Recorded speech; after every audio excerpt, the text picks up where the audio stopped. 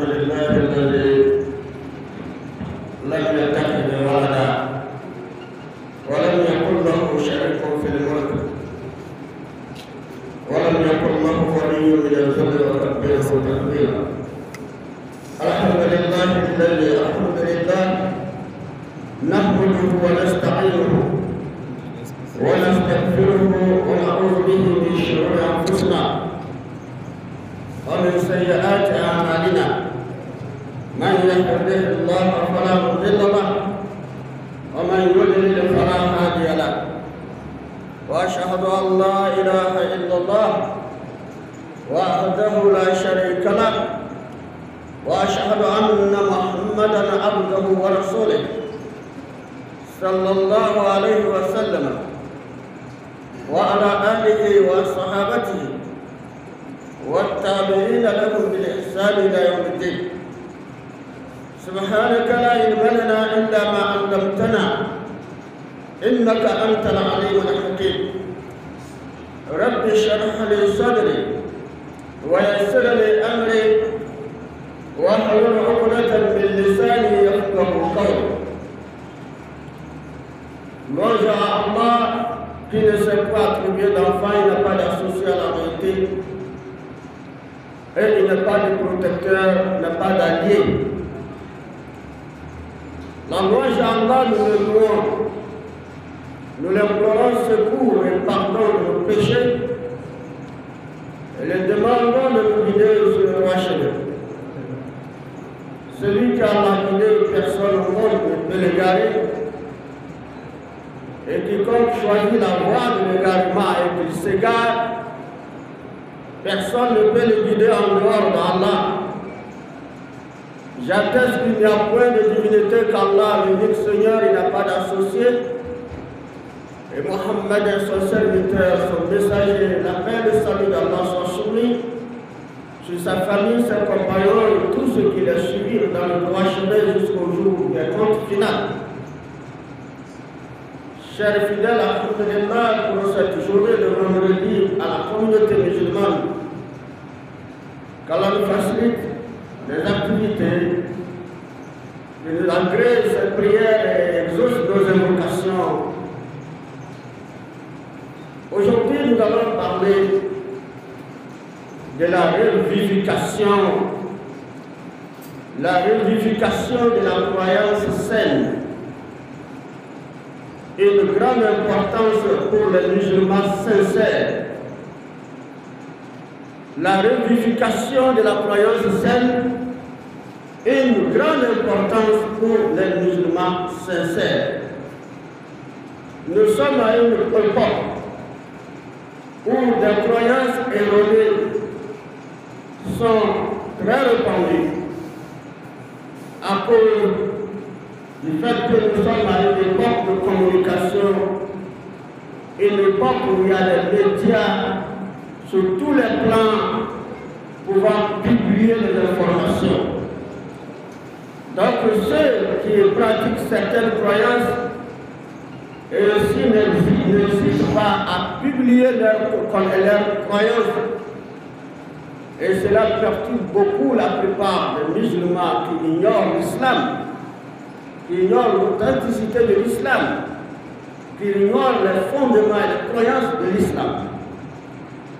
Alors il est de grande importance qu'on met le devoir à tout musulman qui jouit de la croyance saine et qui les vit et en bénéficie de ces bienfaits, soit une personne qui fasse revivre cela. C'est ce qui est le sens de la revivification, faire revivre ce qui est bon, que nous considérons comme bon, que nous pratiquons. Nous n'allons pas le maintenir à nous, nous allons le faire revivre. Et c'est un devoir qui incombe tout musulman pratiquant la croyance saine, en connaissance de cause, et d'essayer aussi de faire son effort pour faire revivre cela dans le cœur des autres. Et pour que ceux qui ignorent les saisissent. Parce qu'il y a bon, les musulmans, les gens se convertissent en masse. À notre époque, les gens se convertissent en masse parce qu'ils ont vu que l'islam est une richesse qu'il faut pas manquer de vivre. Et c'est ainsi que voilà que la conversion est là. Voilà qu'il y a ceux qui ont déjà été nés dans les familles musulmanes et qui aussi ont la même ignorance de la croyance saine de l'islam. Et donc, il y a beaucoup de perturbations et beaucoup de difficultés à ces musulmans de pratiquer l'islam comme il se doit. Raison pour laquelle il faut rappeler les gens. Il faut toujours ceux qui ont également cette connaissance et surtout ceux qui ont l'historique de tous les événements concernant les croyances imparfaites, les croyances rejetées par Allah, essaient également de partager avec les autres où que nous soyons. Alors, chers fidèles, nous devons savoir sur prime abord que le Coran considère comme un être responsable de lui-même. L'homme est responsable de lui-même. Pourquoi? Parce qu'il a à cela, il a à cet égard de responsabilité une partie divine. Il a un rôle divin. L'homme a un rôle divin sur la terre. Il n'est pas comme les autres créatures. Il a un rôle divin sur la terre parce que c'est un être qui est en partie un être matériel et en partie un être divin. Dieu l'a créé de l'argile, qui est immatériel. Et il a insufflé de son esprit, qui est la spiritualité, venant d'Allah lui-même. Voilà pourquoi dans les diverses actions de l'homme sur la terre, le bien et le mal est mêlé.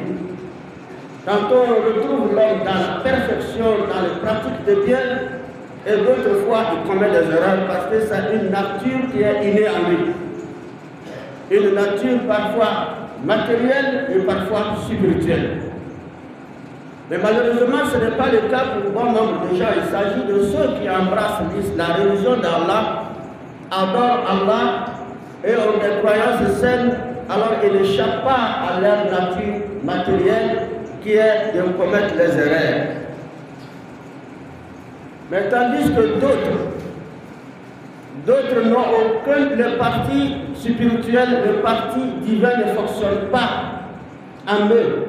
C'est le parti matériel seul qui est resté fonctionnel. Et c'est avec ça qu'ils fonctionnent, avec ça qu'ils se déroulent leur vie jusqu'à la fin de leur temps. Qu'Allah nous préserve. Il s'agit de la mécréance, il s'agit de l'hypocrisie, il s'agit de l'associationnisme à Dieu. L'associationnisme à Dieu, l'hypocrisie, la mécréance, c'est un parti matériel qui les gens optent et vivent ça sans également même un grain de parti divin en eux. C'est pourquoi il est important pour les musulmans, dont les musulmans, de tenir compte de ces aspects et essayer de comprendre que Allah, il a envoyé ses prophètes et messagers avec ses livres pour enseigner les gens, pour éduquer les gens la manière de vivre cette vie. Et les prophètes ont parcouru la terre. Et si on prend l'exemple d'Ibrahim alayhi salam, parmi l'exemple d'Ibrahim alayhi salam, dans des invocations d'Ibrahim, l'une des invocations d'Annabi Ibrahim alayhi salam, il s'adressa à Allah en faveur de la communauté, de la dernière communauté, qui est la nôtre, la communauté musulmane. Allah s'adressa également à Allah en faveur de nous, en notre faveur, en faveur de la communauté de Muhammad sallallahu alayhi wa sallam. Et qu'est-ce qu'il dit? Parce que Allah, dans sa prédiction, il doit envoyer un dernier messager qui doit clore la chaîne des prophéties. Et qu'en dehors de lui, il n'y en aura pas autre prophète.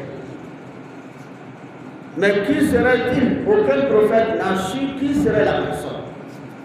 Alors Ibrahim désira ardemment cela, il a adressé à Allah une invocation en notre faveur et dit Rabbana wab'ath fihim rasulan minhum yatlu alayhim ayatika wa yu'allimuhum al-kitaba wal hikmata wa yuzakkihim. Oh notre Seigneur, envoie l'un de leurs un messager parmi eux pour qu'il leur récite les tels versets, pour qu'il leur récite tel verset et qu'il les enseigne le livre et la sagesse et qu'il les purifie. Ibrahim dit au Seigneur, envoie l'un de leurs, la dernière communauté que tu as promis, dernier prophète, envoie l'un de leurs dont le rôle serait, le devoir serait de leur réciter tel verset, de leur enseigner le livre que tu leur donneras et la sagesse que tu l'inspireras, qui serait sa sunna. Et c'est ainsi qu'il les purifiera également de l'ignorance, de l'historique même de leur création. Il les purifiera également des croyances erronées qu'ils vivaient. Il les purifiera de tout acte, de tout comportement qui portera atteinte à leur bonne relation avec leur Seigneur. Il les purifiera de par les enseignements de ce livre qui serait le Coran. Et quand Allah a envoyé le messager d'Allah, Mohammed sallallahu alayhi wa sallam, alors avant que Mohammed ne soit, sallallahu alayhi wa sallam, ne soit une personne qui serait crue par les gens, il faut l'histoire. Il faut qu'il soit une personne de connaissance de l'historique des choses qu'Allah a créées. Alors sera comme un miracle clé de sa mission. L'histoire. Sans l'histoire de la création, sans l'histoire de la création de l'homme et de tout, des cieux, de la terre et tout ce qui existe entre eux, sans qu'il n'explique cela aux gens pour les convaincre, cela serait difficile. Parce que la plupart des gens, on peut penser à leur façon de. Ils peuvent penser que l'homme a été créé par quelque chose comme ça. L'homme peut penser que le ciel a été, la terre a été, il peut penser ce qu'il veut. Mais Allah ne voudra pas que l'homme pense ce qu'il veut, il faut qu'il ait un enseignement qui est ce qu'Ibrahim a dit, qu'il récite les versets historiques, les paroles historiques de la création. Ainsi, de la création de sa personne, lui-même, il doit savoir. C'est pourquoi Allah a dit, Nahnu naqussu alayka ahsanal qasas bima awhayna ilayka hadha al-Qur'an wa in kunta min qablihi lamina al-ghafilin. Allah a dit, nous te racontons le meilleur récit. Nous te racontons les meilleures histoires que nous te révélons dans ce livre, dans ce Coran, même si tu étais au nombre des inattentifs. Même si tu étais au nombre des inattentifs à cette histoire. Ça veut dire que avant que tu puisses réussir ta mission, je vais te raconter l'histoire de la création des cieux et de la terre et de tout ce qui existe entre les cieux et la terre. Tu connaîtras également les créatures comme Adam l'a connu. Tu connaîtras également la création, la nature de l'homme, l'historique de la création d'Adam, votre père, votre ancêtre. Ce qui a été Adam, la croyance d'Adam, la pratique d'Adam, le comportement d'Adam et les prophètes qui l'ont suivi, tu auras leurs histoires. Les peuples qui sont adressés à eux, tu auras leurs histoires. Les peuples qui les ont accueillis avec bonne foi, tu auras leurs histoires, et ceux qui les ont accueillis avec agressivité, tu auras leur histoire. Tu auras également les conséquences. Tu seras informé des conséquences des peuples qui ont mal accueilli les prophètes. Et les châtiments que nous les avons infligés, nous te raconterons tout ça dans ce livre, de par cette révélation. Les peuples que nous avons permis, notre agrément, notre récompense, notre paradis, nous te raconterons également leur histoire et ce qui les a animés et ce qui a été le fruit de leurs actes. Et Mohammed, même si tu étais un homme des inattentifs, c'est-à-dire même si tu étais ignorant, parce que tout le monde sait que Mohammed sallallahu alayhi wa sallam, il n'a pas étudié. Il ne savait ni lire, il ne savait ni écrire. Alors il parlera des paroles que les intellectuels, les écrivains ou les lecteurs même n'ont jamais appris. Et cela est un miracle pour l'humanité. L'homme qui n'a pas été à l'école, il ne sait ni lire, il ne sait ni écrire. Mais il sort, il parle des paroles que les intellectuels, ceux qui ont appris, qui savent écrire, n'ont jamais entendues. Alors, nous vous raconterons l'histoire. Il ne s'agit pas seulement de l'histoire de l'adoration des créatures, à part de l'origine de l'adoration des créatures. Quand on parle de l'idolâtrie, que les gens adorent les choses en dehors de Dieu, ça a connu le jour quand et à partir de quelle période, à partir de quelle génération tu auras l'histoire. Et en fonction de cette histoire, tu raconteras les gens que Allah dit, votre origine c'est l'adoration de Dieu. Donc l'adoration des idoles n'est qu'une seconde nature qu'Allah interdit. Donc arrêtez. Et lorsque le prophète est venu, sallallahu alayhi wa sallam, il n'a pas quand même échappé aux critiques, au rejet de son message. Il a eu à affronter ça, mais il a dit Kul ma kuntu bid'an min ar-rusul wa ma adri ma yuf'alu bi wala bikum in attabi'u illa ma yuha ilayya wa ma ana illa nadhirun mubin. Il dit, moi je ne suis pas une innovation parmi les messagers.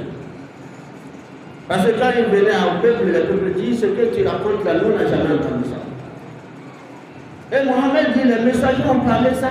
Ce que je dis, je ne suis pas quelqu'un qui vient inventer une nouvelle religion. Tu as toujours la religion d'Adam, de Noé, d'Abraham, etc., de Jésus, fils de Marie. C'est toujours la même religion. Je ne suis pas venu pour inventer quelque chose. Je suis un messager de Dieu, mais pas un innovateur. Je ne suis pas venu pour amener une nouveauté.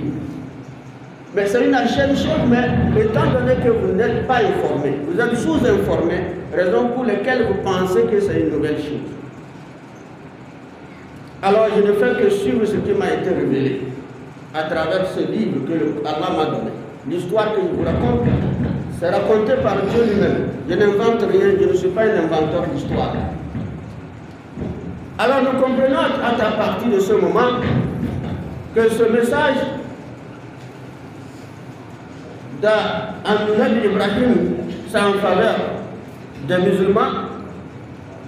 Le verset, car le prophète sallallahu alayhi wa sallam n'est pas une innovation parmi les messagers. Ici, concernant l'histoire, c'est pour nous dire que le musulman ne doit pas être ignorant. Le musulman ne doit pas être ignorant parce que l'ignorance de l'historique des choses font de nous des personnes critiques, d'esprit critique. Quand nous ignorons un certain nombre de choses, font de nous des personnes d'esprit critique. Nous avons l'esprit de critiquer, nous critiquons et nous rejetons. Parce qu'à l'époque du prophète sallallahu alayhi wa sallam, il a raconté qu'est-ce qui a amené le prophète à convaincre les Arabes. C'est l'histoire. Puisque l'idolâtrie ne date pas de l'époque des Arabes, du prophète sallallahu alayhi wa sallam, dans toutes les nations à cette époque, l'adoration des créatures sont visibles et sont pratiquées partout dans le monde. Dans le peuple indien, que ce soit le peuple arabe et le peuple chinois, l'Africain n'est pas échappé à cette croyance, à cette pratique qui est d'adorer autre créature. Donc le prophète est venu, donc la mission, ce qu'il a tenu comme clé pour les expliquer la raison, l'origine de l'apparition de cette pratique. Et l'époque où cette pratique a connu le jour, ce n'est pas l'origine de l'homme. Ce n'est pas non plus ce qui est exigé par le créateur de l'univers à l'homme. Il n'est qu'un seul Dieu, il n'est qu'un seul Dieu qui mérite d'être unifié dans notre adoration, sans adorer autre chose ou sans l'associer à autre chose. Voilà pourquoi, ici, quand on parle de la revivification de la croyance saine, qui est une grande importance pour les musulmans, c'est uniquement pour nous les musulmans. Vous allez trouver la plupart des musulmans. Les gens sont nés, ils ont grandi dans la famille musulmane. Mais voir les parents pratiquer les choses, les parents encore adorer autre chose. Mais eux, ils ont acquis certaines connaissances relatives à l'interdiction de la chose. Mais il y a maintenant confrontation entre les parents et les enfants. Les parents sont musulmans, ignorants, mais les enfants instruits, savants, que ce n'est pas bon. Est-ce qu'il y aura une bonne entente? Il faut que les parents, au lieu de les critiquer, au lieu de les traiter des gens de l'enfer, non, au contraire, de les appeler à l'histoire, de connaître l'origine de l'apparition de la chose, qui n'est pas la pratique humaine. Et c'est ainsi les parents, eux aussi, doivent être animés de cet esprit, de chercher à connaître l'historique de toutes choses, et non pas rejeter ce qu'on dit, ce que les gens disent concernant Dieu, mais c'est de chercher à connaître l'historique de la chose. Si on dit par exemple un parent musulman qui adore Allah à travers la mosquée, il adore Allah, il a une mosquée, il jeûne, mais il a encore quelque chose dans la chambre, comme moyen qu'il adore, qu'il supplie, qu'il demande, et il fait des offrandes, d'autres même dans la cour de leur maison. Alors, dans cette situation, ce musulman ignore l'histoire de l'apparition de la chose. Il faut qu'il soit animé de cet esprit, à savoir qu'il n'y a rien sans commencement. Toute chose a connu son commencement. Étant donné que le premier homme a eu son commencement, Adam, alors toutes les créatures ont leur commencement. Et c'est ainsi que la réaction de l'homme positif ou négatif a eu un commencement. Il y a des origines des choses. Alors, dans ce contexte musulman, quand on dit ce n'est pas bon d'adorer ça, ne demande pas pourquoi.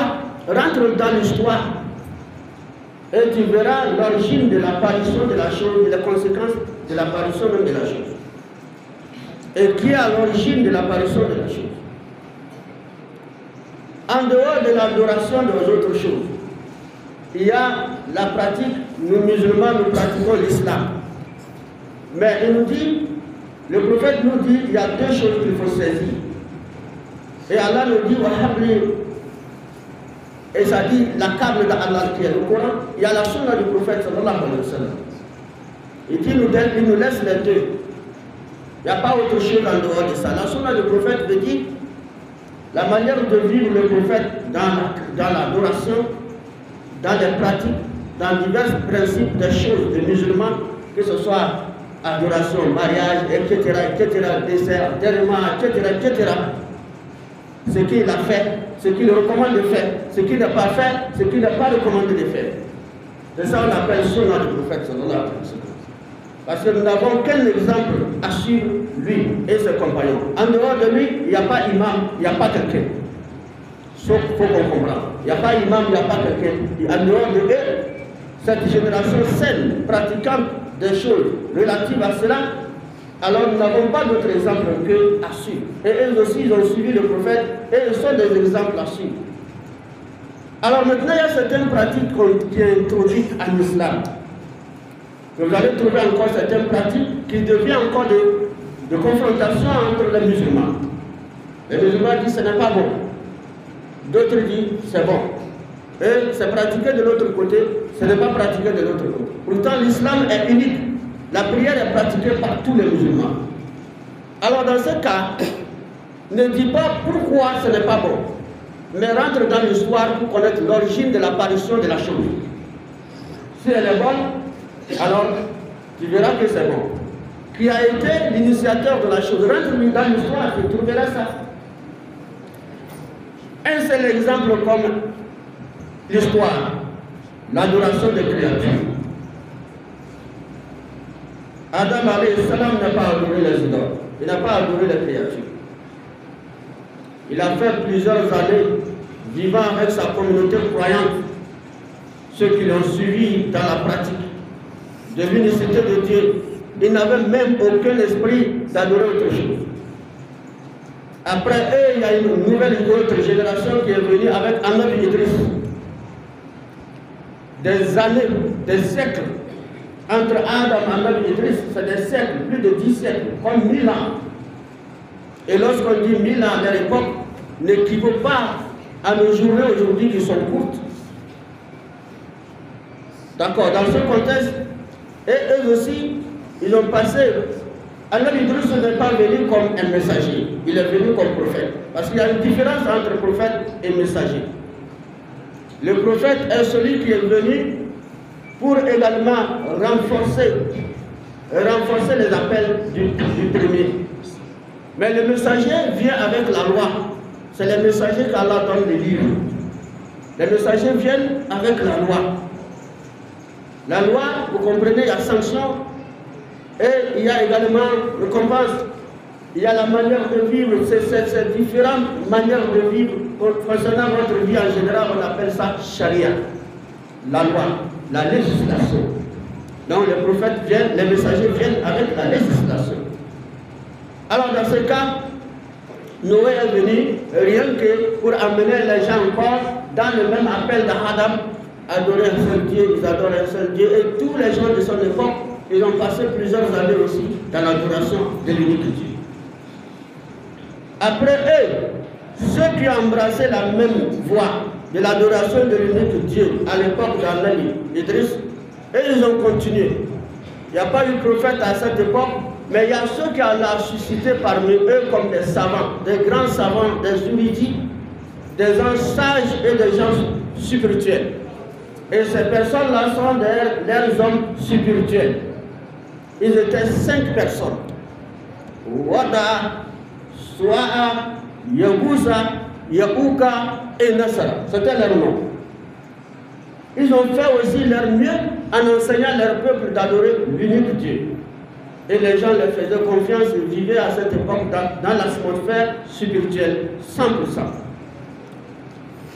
Après, Wada est mort, les autres sont morts, Sua'a, Yagusa, Yaouka, Yagusa, Nasara, ils sont morts. On les a enterrés. Plusieurs années, leur peuple reconnaissait leur spiritualité, leur qualité pieuse et leur sagesse. Ils les vénéraient, ils faisaient leurs éloges, ils les aimaient beaucoup. Mais ils ne les adoraient pas. Ils suivaient leurs traces dans l'adoration unique de Dieu. Et cette génération est passée. Une autre génération est arrivée. Plein d'ambition, plein de curiosité, plein de l'aversion des épreuves de Dieu. Adam a vécu les épreuves. Idriss et son peuple, ils ont vécu aussi des épreuves, mais ils adoraient l'unique Dieu. Ils savent que tout vient de Dieu. S'il ne pleut pas, ils savent que ça vient de Dieu. S'il pleut, ils savent que ça vient de Dieu. S'il y a la famine, ils savent que c'est le décret de Dieu. S'ils sont malades, eux aussi tombaient malades, mais ils savent que c'est le décret de Dieu. Ça ne les affectait pas à leur foi. Mais la génération qui est arrivée après Yagusa, après Wada, Yagusa, Wanasara, et ils sont venus avec plein d'ambition et plein d'aversion des choses, des épreuves de Dieu. Ils détestaient les épreuves de Dieu. Ils ne veulent pas la maladie. Ils ne veulent pas la pauvreté. Ils ne veulent pas vivre sans connaître derrière le mur. Qu'est-ce qui va se passer derrière le mur, c'est-à-dire l'avenir. Ils avaient déjà cet esprit qui les animait.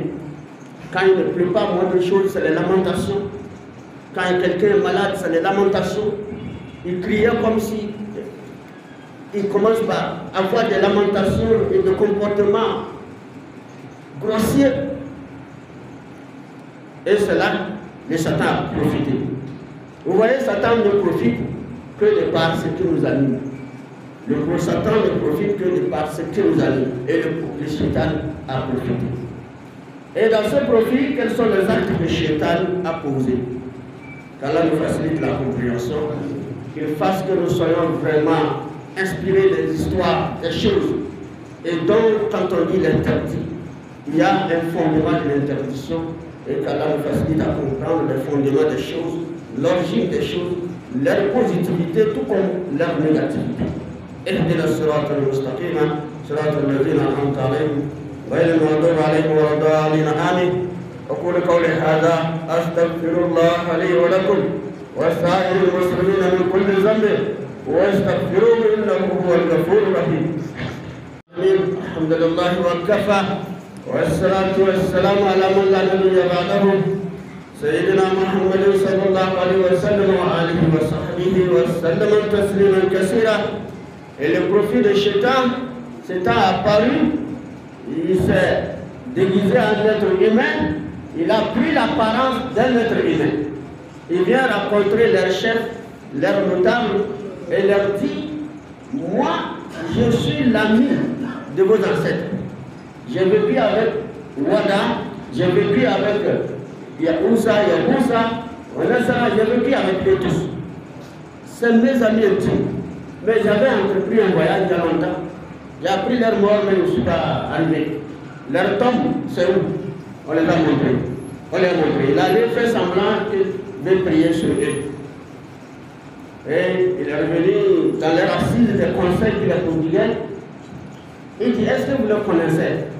Et ceux-là disent: non, on ne les a pas connus. Mais on a entendu leur nom. Ce sont des grandes personnalités. Il faudra que vous allez, il faut les connaître. Je suis un sculpteur de spécialité. Je suis un sculpteur et je peux également ériger leur image. Je peux sculpter leur image. Et vous allez les voir, puisque c'est mes amis. J'ai leur image dans mon cerveau. Il suffit seulement que je fais leur image. Vous allez voir Wada. Vous allez connaître Wada à partir de cette sculpture, de cette image. Soit Yagoussa, ou Yagouka, ou Nassara. Vous allez tous les connaître. Ils étaient d'avis. Et il s'est mis au travail. Et il avait aussi des apprentis. Il apprenait la sculpture. Il a fabriqué Wada, Yaoussa, Yagoussa, Yagouka, Nassara. Alors si tu vois le visage, ah bon, donc ça va dans ça, Allah, donc ça va dans ça, notre grand-père, notre arrière-grand-père, Wada, ils étaient contents. Mais est-ce que ceux-là ont adoré? Mais ils n'ont pas eu l'esprit d'adorer, malgré leur ambition, ils n'ont pas adoré. Ils n'ont pas adoré Wada, ils n'ont pas adoré ils ne l'ont pas adoré. C'est après eux maintenant, les enfants qui sont venus, la génération qui a suivi, c'est eux qui ont commencé par adorer. Et qu'est-ce qui s'est passé? Et ils étaient encore plus graves dans les ambitions de leurs parents. Et Shaitan est arrivé encore parce que eux, ils veulent savoir, connaître l'avenir. Comme aujourd'hui, la plupart nous sommes curieux de savoir qu'est-ce qui va se passer demain. Et là, Shaitan a apparu encore. Et moi, je suis quelqu'un que Dieu a enseigné l'invisible. Et il a commencé par les prédire l'avenir d'une façon magique. Et ils ont cru. Et c'est là qu'il a profité pour dire: je vais vous informer. J'ai vu dans ma vision ce que Wada avait. Il vous demande tel animal comme sacrifice. C'est là où l'adoration a commencé. Ils ont commencé par faire des offrandes, des sacrifices des animaux sur Wada. Les descendants de Wada, ils étaient là-bas avec les statues en faisant les offrandes sur Wada. Wada, Yaoussa, Yagoussa, Yagouka, Wada sera chacun avec sa famille et sa descendance. Et chacun va utiliser comme des divinités. Et d'autres ont commencé par oublier Dieu. À ce moment, ils cherchaient quoi? Qu'il pleut abondamment, qu'il ne tombe pas malade, et qu'il trouve guérison à travers ce qu'il demande à Wada, etc., etc. Et si une femme n'accouche pas, qu'elle trouve l'enfant à travers Wada, leur supplication à Wada, qui est leur Dieu maintenant. C'est là où la pratique d'idolâtrie a commencé. Et c'est là maintenant, Allah a vu la situation très dégradante. Alors, la génération est déroutée. Les fils d'Adam sont égarés. Allah envoya maintenant Annabi Nuh, qui est le premier messager maintenant. Annabi Nuh est venu, il a commencé par appeler les gens. Il dit: وَقُلْتُ اسْتَغْفِرُوا رَبَّكُمْ إِنَّهُ كَانَ غَفَّارًا يُرْسِلِ السَّمَاءَ عَلَيْكُمْ مِدْرَارًا وَيُمْدِدْكُمْ بِأَمْوَالٍ وَبَنِينَ وَيَجْعَلْ لَكُمْ جَنَّاتٍ وَيَجْعَلْ لَكُمْ نَهَارًا مَا لَكُمْ لَا تَرْجُونَ لِلَّهِ وَقَارًا وَقَدْ خَلَقَكُمْ أَطْوَارًا. Allah, quand il a commencé par appeler, il a appelé, les gens ne veulent pas comprendre. Il est fatigué. Allah dit, continue, dit: mais mon Seigneur, je les ai dit tout ce que je peux dire. Je les ai dit: demandez pardon à votre Seigneur, il est grand pardonneur, abandonnez ça. Je leur ai dit: si vous abandonnez ça, Allah va faire descendre abondamment du ciel la pluie abondante pour vous. Allah va faire que vous aurez de grands jardins et des rivières. Alors, votre problème, ce n'est que le peuple d'Allah. Répondez-vous auprès d'Allah. Abandonnez ça. Wada, Soa, Yagousa, Yaouka, Wadasara ne peut rien faire pour vous.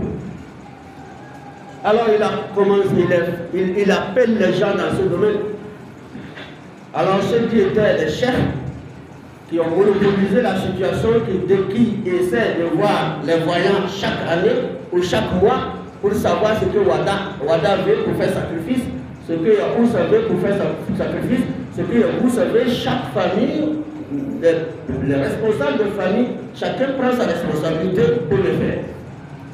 Et lorsque Annabi Nuh a commencé par dire d'abandonner ces adorations, cela maintenant ils ont réagi. Et nous aussi ils ont mobilisé le peuple et dit, comme Allah le révèle cela dans le Coran. وقالوا لا تذرن ودا ولا سواء ولا يغوث ويعوق ونسرا. Et dit n'abandonnez jamais vos divinités. Ne l'écoutez pas. C'est nos ancêtres. N'abandonnez jamais. N'abandonnez jamais cela. C'est notre origine. Wada. C'est notre père, c'est notre grand-père, c'est notre ancêtre. Il mérite ça. N'abandonnez pas Soa, Yagousa, Yaouka, Walasara. Continuez. Alors c'est la même situation. Annabi Nuh est fatigué. Ceux qui l'ont suivi étaient peu. Il est parti. Les prophètes sont venus. Ibrahim est venu. Tous sont venus jusqu'au dernier messager avec la même lutte. La situation ne s'est jamais éteinte à travers un prophète. Ça continue. Parce qu'il y a les propagateurs, il y a également les diffuseurs. Et à notre époque encore, il y en a plus avec les médias sociaux. À leur époque, il n'y a pas de médias. Mais ça marchait, les informations passent, les gens s'adhéraient. Mais aujourd'hui encore, nous avons toujours des mouvements. Avec les réseaux sociaux, avec les médias, il y a des mouvements qui se créent pour lutter en faveur de l'adoration des créatures. Et expliquer les gens que c'est notre origine, nous les Africains. Pour expliquer les gens que c'est notre origine, c'est nos ancêtres, ceci ou cela, l'islam est importé par les Arabes, etc. pour étouffer l'esprit des gens et l'intelligence des gens. Nous devons faire très attention. Qu'Allah nous guide sur le droit chemin, qui nous facilite la compréhension. L'homme n'a pas d'origine que Dieu qui l'a créé. L'homme n'a pas de divinité que Dieu qui l'a créé. Et nous n'avons pas pour le premier moyen ou comme rôle sur la terre que d'adorer Dieu. Notre rôle, ce n'est pas pour adorer les créatures. Qu'Allah nous préserve contre ce rôle négatif que les gens ont choisi. Qu'Allah nous épargne de là. Donc les musulmans vivant dans la communauté musulmane, pratiquant de l'islam, ne doivent pas être influencés par ce message. Ils doivent se référer à l'histoire. C'est pourquoi, ne dis pas pourquoi on dit c'est interdit, mais rentre dans l'histoire, tu verras. Et quand on dit les innovations, ce que les musulmans ont inventé pour pratiquer, on dit ça aussi, ça veut dire à sa invention. Ne dis pas pourquoi on dit ça. Rentre dans l'histoire, tu auras celui qui a inventé ça.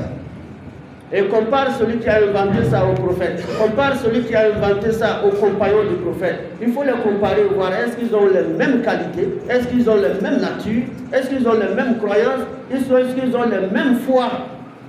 Si on trouve que non, les prophètes sont au-dessus, ses compagnons sont au-dessus. Alors pourquoi ils pratiquent pour lui? Qu'Allah nous guide sur le droit chemin.